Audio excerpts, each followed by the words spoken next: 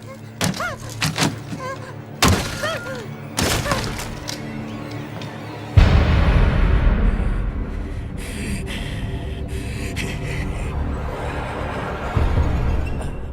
can't think of a thing to say.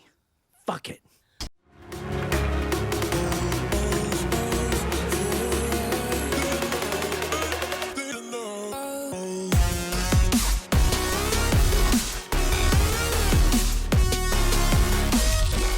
Chucky is a toy.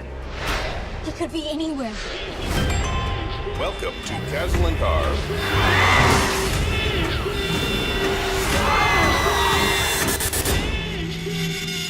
We have to stop him.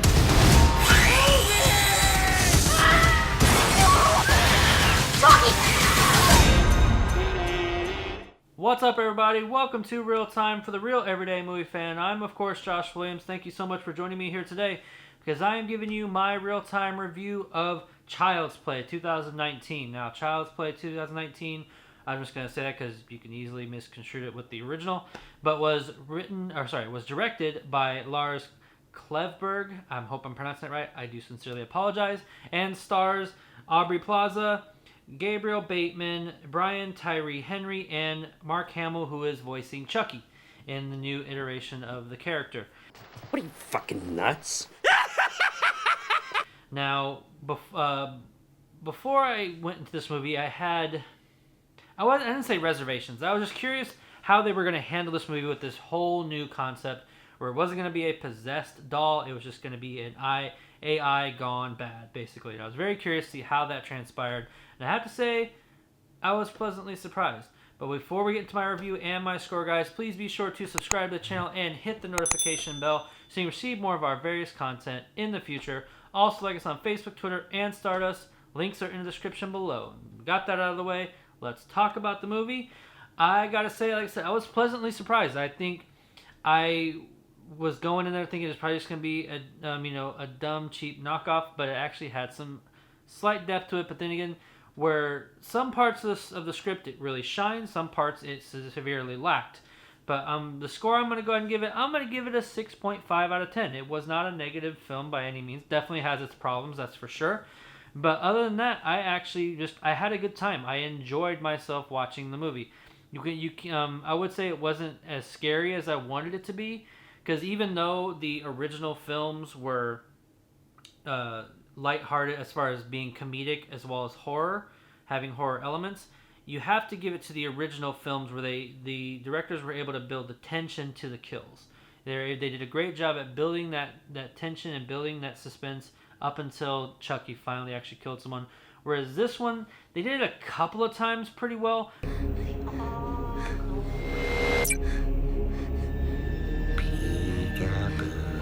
But for the most part, you just were kind of like, okay, let's just see what kind of, let's just see how he kills them. Let's see the inventiveness that he's about to do by killing this person. So it was kind of a disappointment in that sense, because I was hoping they would maybe try harder as far as building that tension. But I mean, they did a couple times, and I was okay with it. And the kill scenes were actually pretty fun. Some of the kills were really hilarious.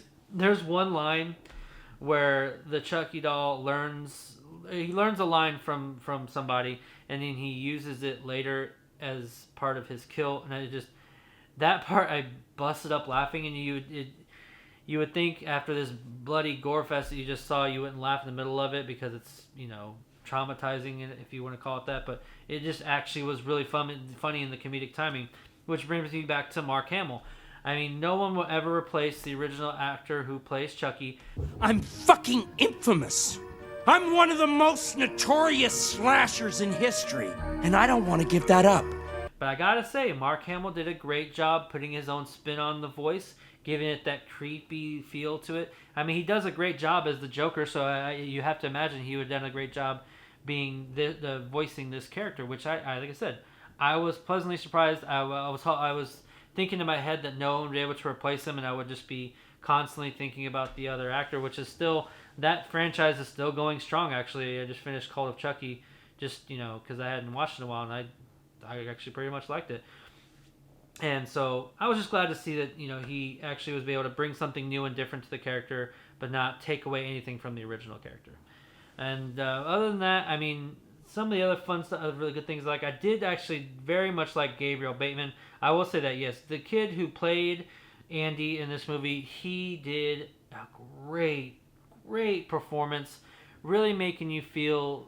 He actually helped a lot of the tension sometimes with his acting skill, just being able to have the fear in his eyes of the doll, but also having some anger behind moments, some good, just moments where he would have laughing moments with his mom or his friends. Just all around, he was able to portray the emotion when it was needed. And I really appreciated that, because I didn't know whether the kid would actually be able to deliver, since he is the focal point of the movie. You can argue that the original and the kid who played Andy in the original didn't do the best job as far as his acting. Now the kid did good in horror. Don't get me wrong. The kid did good at portraying fear, but this kid had a much wider range in his performance that I really appreciated. But besides that, though, I mean, you have Aubrey Plaza, who she did a good job as the mom. I mean, she didn't bring anything new or different or anything exciting to the movie. She was just kind of the mom there. She did play kind of a cooler mom. So other than that, I mean, she was fine. I mean, nothing too horrible there. And even then, Tyree Henry, like I said, who plays the cop, he kind of is there. He kind of visits his mom, who lives in the apartment complex that Andy lives in, so he visits them more often. Kind of gets a bond with Gabriel's character, Andy. And I gotta say, I mean, like I said, he was funny when he needed to be. He helped string the plot along of figuring out who was killing who, kind of like the original did as far as the other cop as well. So that was kind of the same as rehashing of the original, but you kind of needed that to help keep the plot going in order to figure out who's really killing all these people. And other than that, I mean, it was a good time at the movies. There's lots of comedic moments to it, organic, like they actually earned their comedic moments. There was moments where they didn't, which I really appreciated. They didn't actually, like when there would be a moment of seriousness that you would think you're just going to keep that tension. They didn't throw a joke in there like I thought they would, and I actually really appreciated that. But where the parts I really didn't like that brought this down for me was the lack of, how do I say this? There was a lot of convenience to a lot of their things, and a lot of lazy writing as far as particular characters, and especially all the other kids. They're very stereotypical. There's no real depth to them. They're just kind of there, and I wanted maybe some more of it, because the movie was long enough you could have delved into them a little bit more. They just kind of their own stereotypes, and that they were just there for that purpose. And besides that, there's also just some other conveniences, things that don't necessarily get answered, right away. Not even right away. Sometimes they don't get answered at all. And even they're maybe alluded to where you needed a little bit more information to maybe grasp or accept what they're trying to tell you. And I will say it tries to convey a social commentary on the doll, and it does a pretty good job. I wish they would have dived into it a little bit more, made it a little, not necessarily obvious, but maybe just worked on it a little bit more to help make it more affront to the audience's eyes.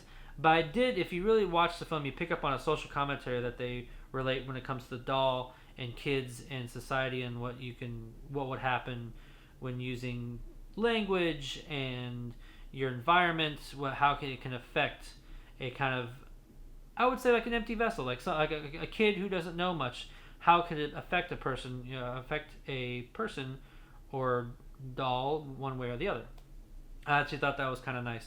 But besides that, I mean, it ended the way it ended, and they opened it up for a sequel, but they don't really convey how that could be possible.